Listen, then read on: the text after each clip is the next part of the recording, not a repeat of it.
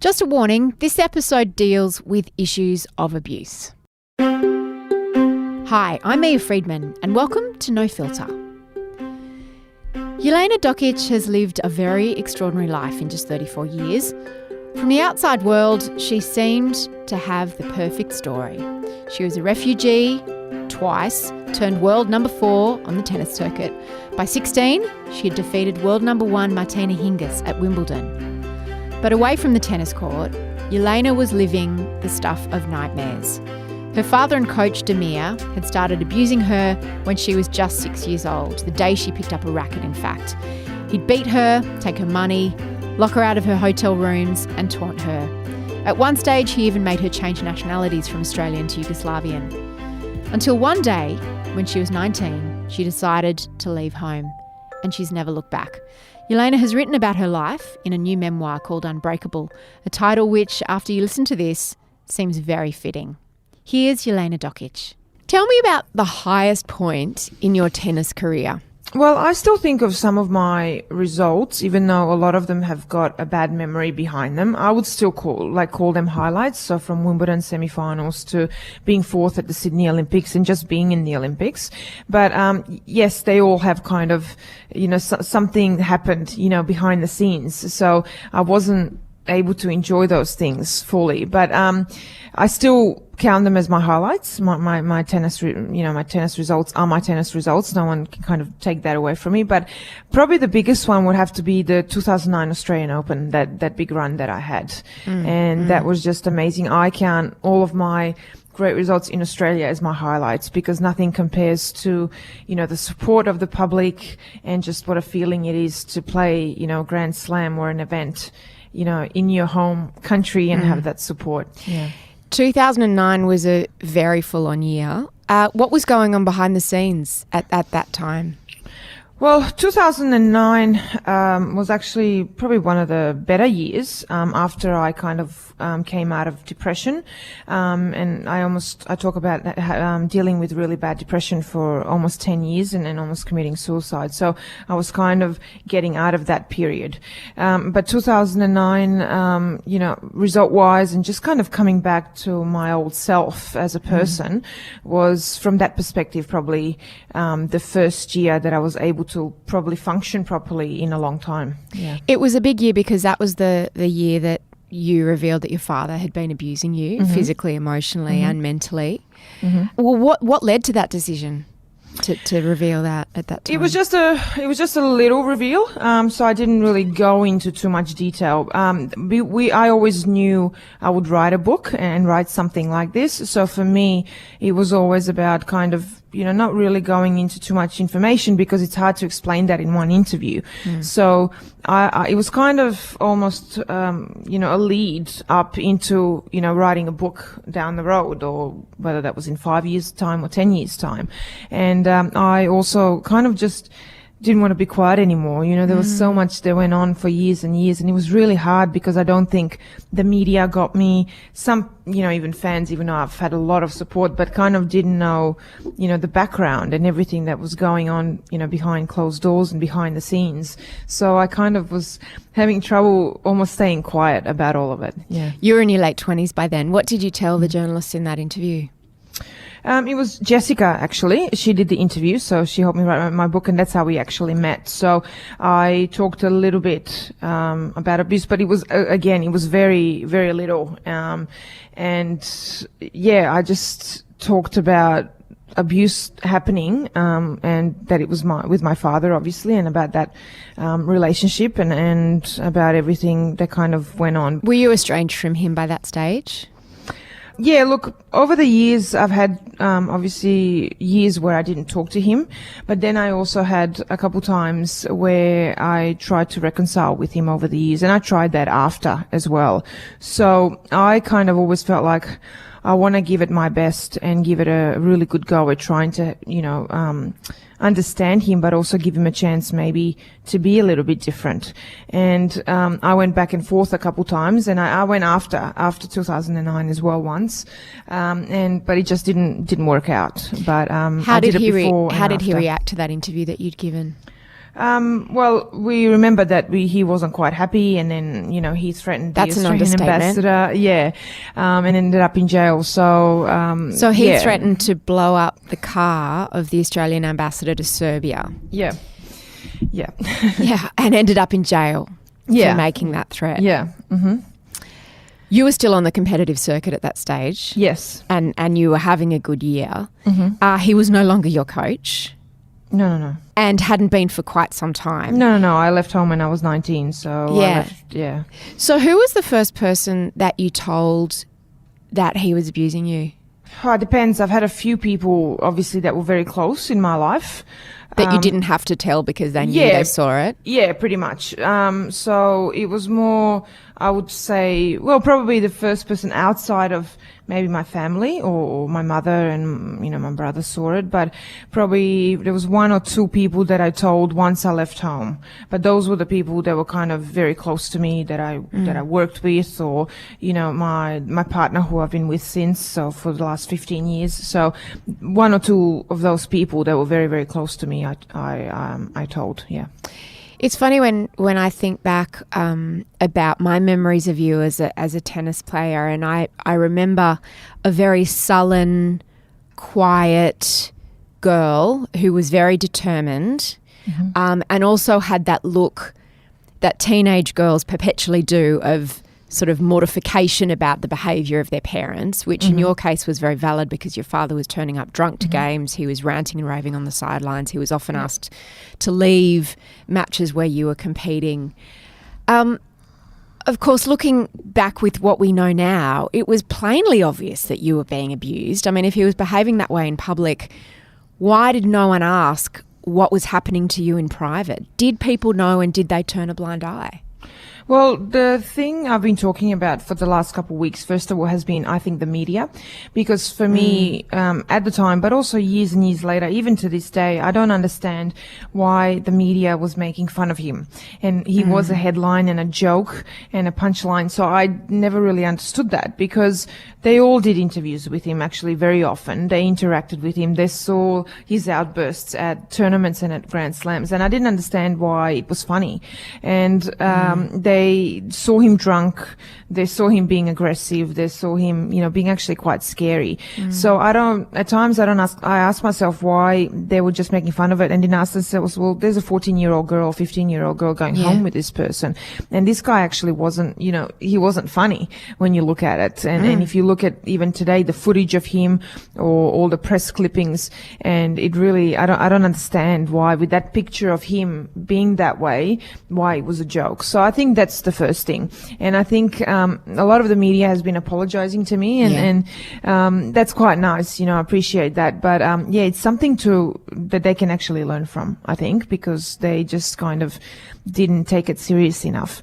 The second thing has been, look, did people know? Yes, some people knew, that's for sure, and I know some that saw the abuse firsthand. But I think it's very hard to get involved in a very private situation like that, in a family matter, and I get that. For me, it was more difficult once I left home. So I left at 19. I became very fed up with all that my father was doing very quickly, especially the public embarrassment, and that decision for me not to play for Australia anymore, that really hurt me, and I was really angry with him about that, and I left home. And I don't understand why there was not more support, because just based on what you saw him do in public, you would think that it was pretty difficult to live with this person. So I kind of, didn't understand that there was no support from anybody really, just coming up to you and asking how you're doing. So I think that's the bigger question. The lack of the duty of care. Yeah, it's just, for me, ultimately led me, to be in depression. And I was on tour, having, to deal with this. And I think a lot of people even now come up to me and say, you looked really sad, and you can see it on the court. And, and I really was, and I was trying to be on the tour. So, it's a bit hard to sometimes understand why, some people that were on the tour, it doesn't matter who that is, if it's players or even some coaches or different people, just, not even just asking you how you're doing. So that was quite hard. Yeah. Why did you start playing tennis? Well, look, I started very young. That's what a lot of tennis players obviously do. And I started when I was 6. So I don't think at the time I knew kind of what was going on. You're very young. But I know that I really enjoyed it and loved it from the first ball that I hit. It's, I absolutely love tennis. I always have it. I always will. And I think that's also one of the big reasons I was probably able to go through a lot of this stuff was because of tennis, because I loved it so much. Yeah. You were a refugee twice, weren't you? Mm-hmm. Yeah, I was. So going first time when the war erupted in then Yugoslavia, so going from Croatia to Serbia, and then after 3 years going from Serbia to Australia. Yeah, so refugee twice, and saw some of the effects of war very early on, and I talk about that in the book. And seeing my first dead body when I was 8, my brother and I, he was 3 months old at the time, were threatened to get thrown off the building, escaping with nothing, no money, and thinking we're going to be back, and we never returned home. So it's a lot of things like that. And then just the conditions that we lived in, from the rat infested, sheds that we lived in, and having no food, quite often to eat. So, a lot to deal with very early on. And I think I grew up quite quickly. Yeah. Did your father, in a calculated way, very much see tennis as a way out of poverty for your family? I absolutely wasn't a secret. He used to tell me that all the time from a very young age, that I was the way out, and that I was the only one that could help the family. So yeah, that was no secret. And again, I talk about that in the book, and he was very motivated by having a better life and by money. So yeah, that's, ultimately what really drove him to really push me. But obviously he went way too far. And the one thing that I don't understand, and I don't have an answer to this day, is I did earn all this money. I was playing Unbelievable, but his abuse never really stopped. So that's the one answer, or I didn't get that answer to that question ever, why and why he didn't stop. Yeah. What came first, the tennis or the abuse with him? It came together, actually. So I was never abused up until I actually started playing tennis, which was when I was 6. I actually got, some quite good memories with my father before I started playing tennis. But then as soon as I did, literally, the first session, I started to get hit. So yeah, that was kind of a bit strange also, because I was very, very young. I was 6. Not that there's ever an excuse to, be physically abusive with your child, but 6 is very young. Yeah. And he was a huge man. He was very physically imposing. Mm-hmm. I mean, even for another adult, let alone a 6-year-old little girl. Absolutely. But I think actually, in a way, he was at times kind of careful what he was going to do so that people don't see. So, I would be, hit very often. And I mentioned that in the book, whether it was with a belt, and certain things like that, but it would be repetitive. There are things that people at times maybe, you wouldn't notice. But for me, it was very painful, both obviously physically and emotionally. So, it was, repetition and it would happen very often, but he got more violent as the years went on, and especially when we came to Australia, which was when I was 11. You talk in the book about him whipping you with a leather belt after a mediocre training session by his account, or a loss, or just because he was in a bad mood. You say he spat in your face, he pulled your hair and your ears while kicking you in the shins with pointed dress shoes. Now, I can't even imagine what that kind of abuse was like. Did your mother try to stop him? No, my mum was abused by him herself, even before I was born. She was never really abused as much as I was, nowhere near as much. But her whole thing was that she grew up without parents, and she really suffered because of that. And she didn't want me and my brother to grow up without parents. And that's why she says that she stayed. To me, obviously, I've got mixed feelings about her role in everything. And to a certain, extent, I understood some of that, but he went overboard, so much that I don't understand sometimes why.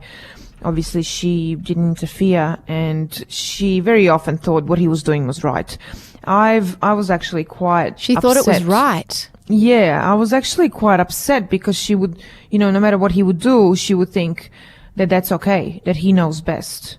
And also when I left home, she was actually pushing me to go back home, so I didn't understand that. She was pushing me to go back into this abusive situation. And that's where our relationship really struggled, because I would have been able to get over, her not getting involved while it was happening when I was at home. But once I left, and obviously I struggled and didn't want to live that life, she pushed me to go back. And that was very hard for me. So our relationship, obviously became really difficult. And, look, even to this day, and we've had those hard conversations. I tell her that. I think she knows that, I feel like she just wasn't there, especially when I left home. Are your parents still married? No. So she did leave him. She escaped. No, he kind of kicked her out. So, I'm not sure whether, she would maybe even stay if he didn't, to be honest. But that was like 10 years ago. So now they've been separated. Yeah. That cycle of abuse can be incredibly hard to escape. It can, yeah. But I was very, determined, because I talk about the abuse becoming pretty much my everyday life and almost becoming normal. But at the same time, I knew that was not normal. I knew that was not normal to have that kind of family. How did you know? Because you'd never experienced anything else. No, I didn't. But I was very, I was very determined in the fact that I knew I don't want this, very, like even when I was 11, 12, 13, but I couldn't obviously do anything about it when you're a kid because you have nowhere to go. But I knew that if it continued, pretty much that's not what I want. I was not going to take it. So I was very different to my mum. I was completely the opposite. Maybe because I was, seeing her for all of those years going through this and not doing anything about it. So I knew I wanted a different life. I always did. Yeah. The physical abuse of you is so extraordinary because you were an athlete. So if you were the golden goose and you're bringing in the money and your success at tennis depended on you being in peak physical condition all the time, kicking you and bruising you and physically assaulting you was surely going to affect your performance. Probably at times it did. Yeah, even though obviously I played very well, had great results, but he thought that fear of him and being on top of me with pressure all the time would actually make me feel better, would actually make me play better, not feel better. And probably at times it did. And I played out of fear and I was very scared of him. I think physically, yes, was I sometimes in pain and, I had bruises, and even emotionally. Absolutely. He verbally abused me very badly. When He'd call you a slut and a whore. Yeah, when I was already 10 years old.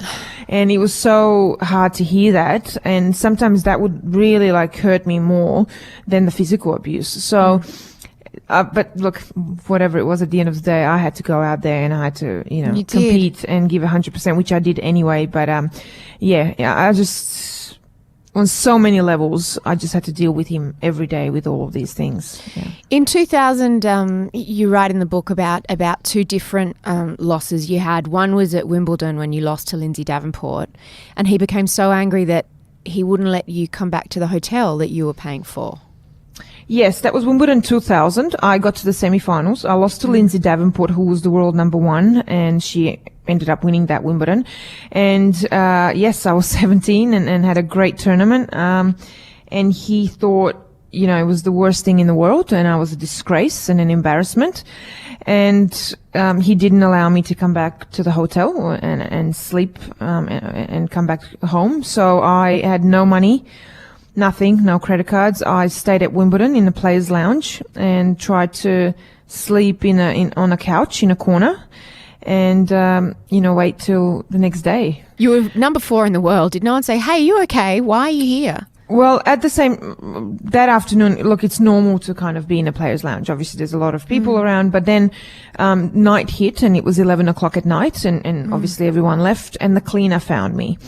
And obviously you can't stay there. The referee was called, the tournament officials were called, and then they found me, accommodation for the night at my, agent's house. But they didn't do anything. I guess not. Yeah. You must have felt so betrayed.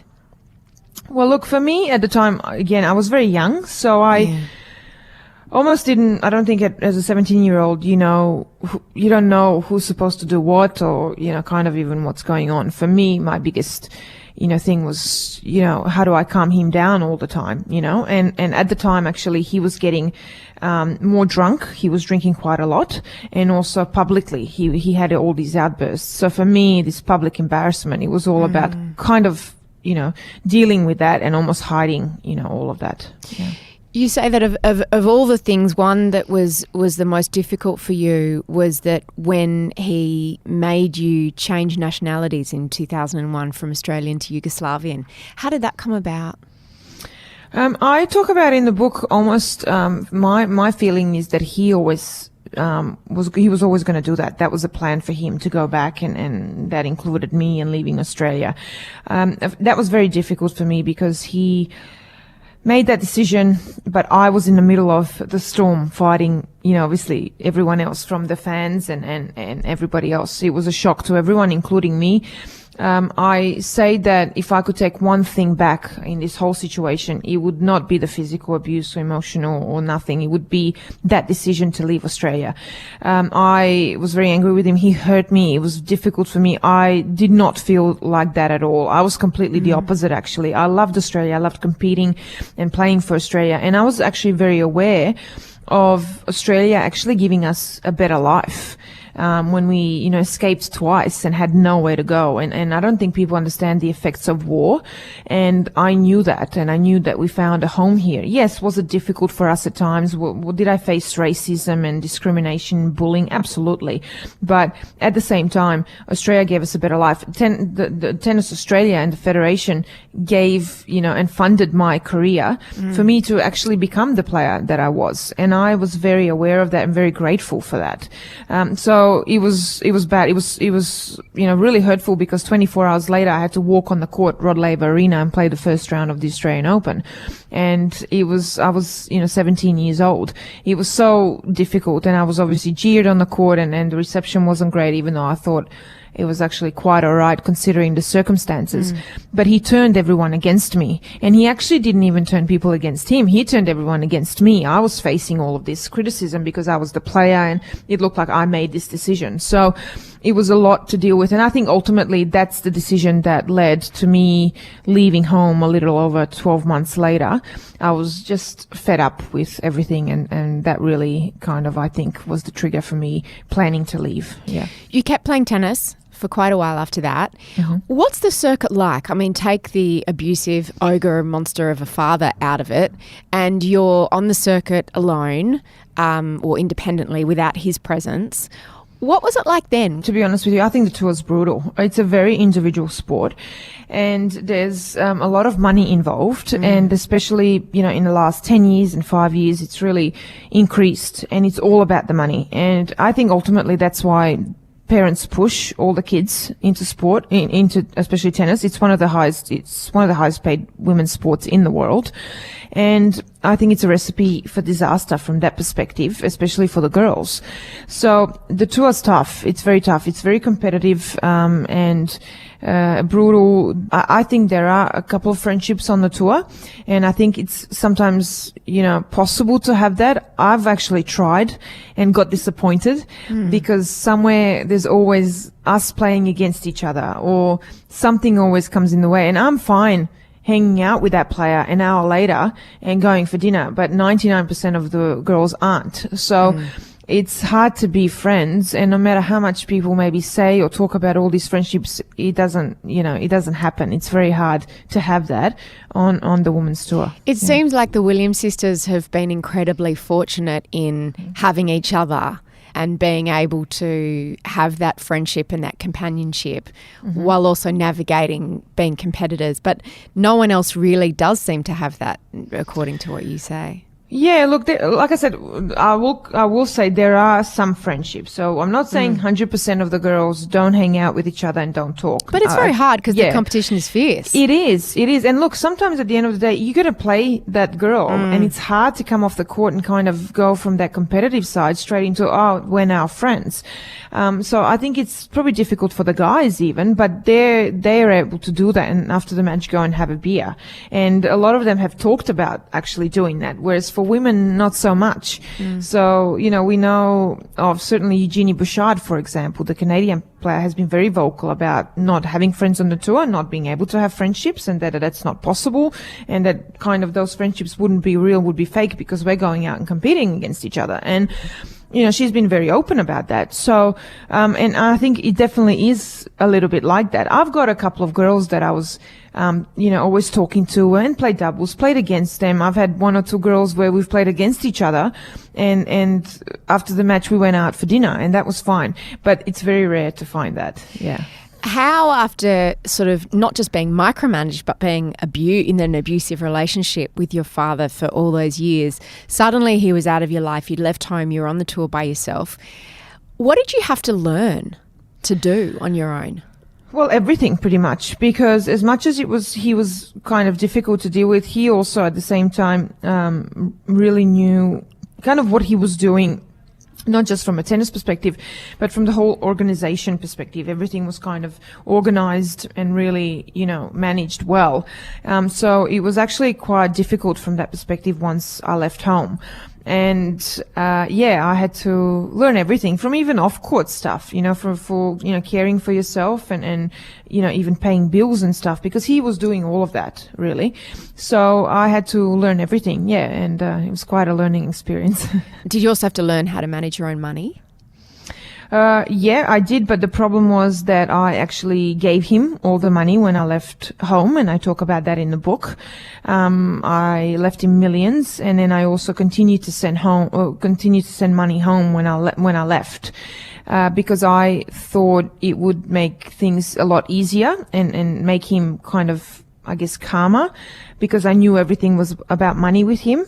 But it didn't make a difference, and I almost got myself in a lot of trouble financially. But I was able to get out of it. But yeah, I learned a big lesson and had to really, you know, learn to say, obviously, no. I don't regret doing that, because I know I've tried absolutely everything to make people happy, especially him, and it didn't happen. So, you know, yes, was that difficult because I actually, you know, needed money for my own career? Yes, it was. I'm not a materialistic person, so for me, money in that sense didn't really matter. It was fine for me to leave it, more so to have peace and have a normal life. But, yeah, look, I've got no regrets. I sleep well at night. When did you start being able to keep some of the money that you were earning? It was quite a few years after, you know, I realized that that's not going to make a difference. It was hard for me because I was in the middle of a kind of a war with my father, because he didn't allow me to talk to my brother. My brother's 8 years younger than me, so he was quite young when all this was going on. So I thought if I continue doing some of these things that mean something to my father, which is obviously money, that he would kind of, you know, let up and let my brother talk to me. And I didn't talk to my brother for 6 years at one stage. So that was very difficult. And that's why I continue to kind of send money. I stopped, obviously, after, you know, a few years down the track, but I also realized there was, you know, I got myself into trouble financially, but I also realized it didn't make a difference. So I had to start, you know, caring for myself and you know, also one or two people that were around me, and about my future, and just thinking, you know, I got to be a little bit selfish here, and I got to start, you know, thinking about myself.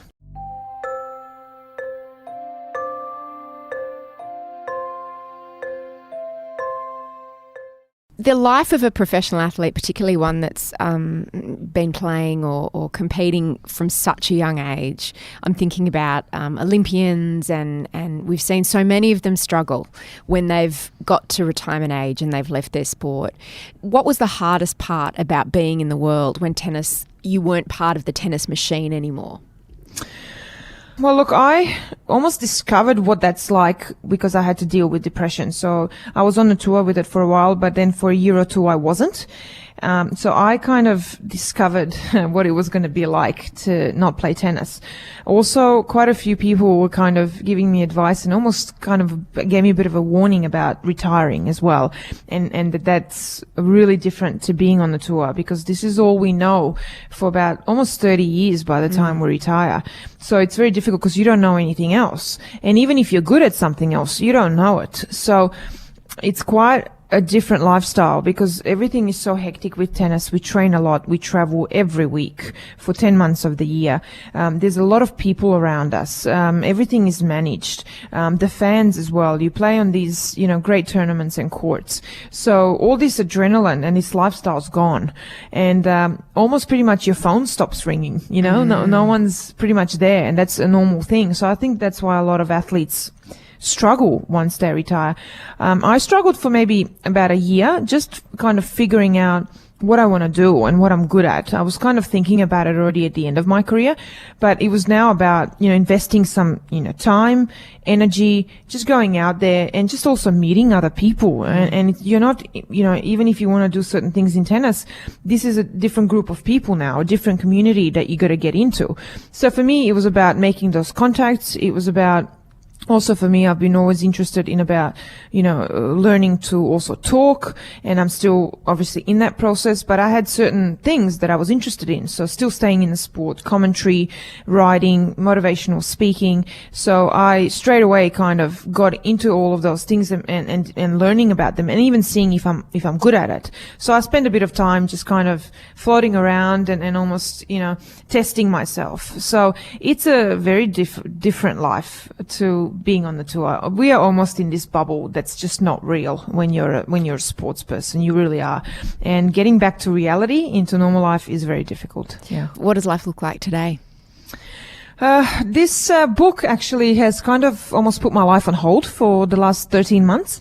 And it was quite a project. And it's actually a lot of my days and weeks and months coming up now are all about the book, obviously, and promotion and media. But it's been a lot of fun because now I get to, even with you like this, I get to do so many fun things and also, again, meet new people and discover different things. I've got some plans going into next year. So from obviously motivational speaking, I'm doing a lot of TV and commentary work during the Australian summer in January in the Australian Open that I'm excited about. And I've got a couple of projects that I'm working on now that will actually be announced very soon. And I also have a big passion and a big wish of mine is to start my own foundation next year. So yeah, quite a few things actually on my plate, but I'm excited. It's a lot of work, which I love working, so I'm excited about the next 12 months. Yeah. Do you feel like in this moment in time, you couldn't have known this when you decided to write the book or when you decided to come out about the book, but we're living in the age of the reckoning, we're living in a post-Harvey Weinstein world, the age of Me Too, where all these things that were for so long tolerated, in the 80s and the 90s and even as recently as the last few years are now being looked at in different ways. And your book and your story is very much part of that, isn't it? Yeah, I was actually, it's funny you said that. I was actually thinking about that hashtag Me Too. And I was on Instagram. I just got on Instagram 2 or 3 months ago. And, I was thinking about that, and I don't want to compare myself to certain, people and victims of obviously sexual abuse because it's so, to me, it's so extraordinary. And, what those women must be going through is horrible.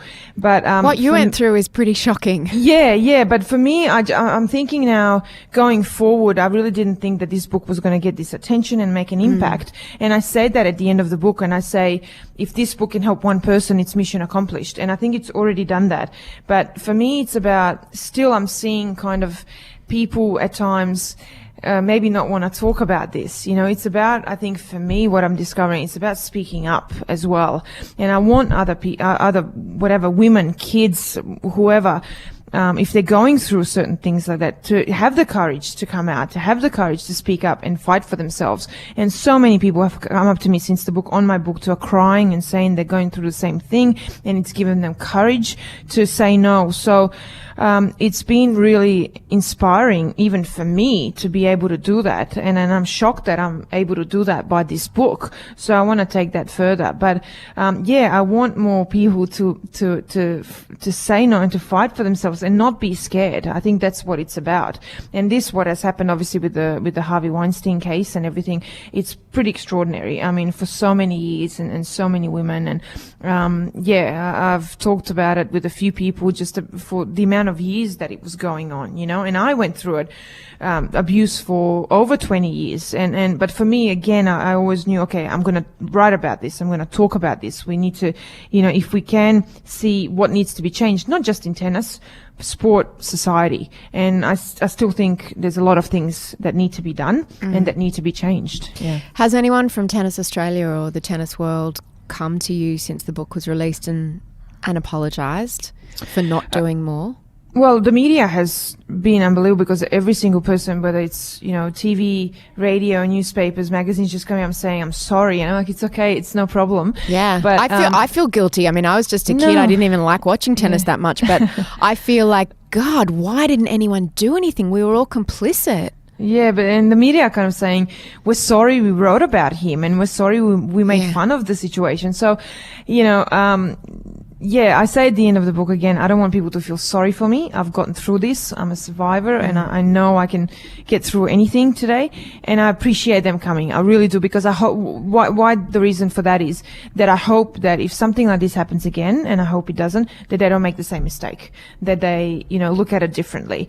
But, look, a few people have come up, from the tennis community, that I've known for years, but also some that I haven't, and have said they read the book and it's incredible, inspiring. A few people have kind of apologized. A few people are actually, also maybe a little bit uncomfortable of coming up and thinking, what do I say to her after this? Yeah, what do I say to her after this? And I was maybe around, but I didn't know, and that's fine. Some people didn't or couldn't do anything and thought maybe, they can't do anything, and that's fine as well. But I think it's about, let's move forward. Let's learn from this, because there's so much that can be learned. And I'm sure there's still things probably we can do and make better and put in place to make sure it doesn't happen again. Yeah. Jelena, thank you so much. You certainly are a survivor and an inspiration, which is an often overused word, but what you've managed to transcend is phenomenal. Congrats. Yeah, thank you. Thank you for listening. If you want to hear more about Jelena's story and read her book that we were talking about, it's called Unbreakable, and you can find it at apple.co/Mamamia, where you can find all the books written by or recommended by the people that I interview here on No Filter. Subscribe to No Filter in iTunes if you aren't subscribed already. We've got some great guests coming up, including former Olympic hurdler Jana Pittman and the woman responsible for changing the world of fashion one model at a time, Chelsea Bonner. The producer of No Filter is Eliza Ratliff. I'm Mia Friedman. Find me on Insta or LinkedIn, and I'll see you on mamamia.com.au.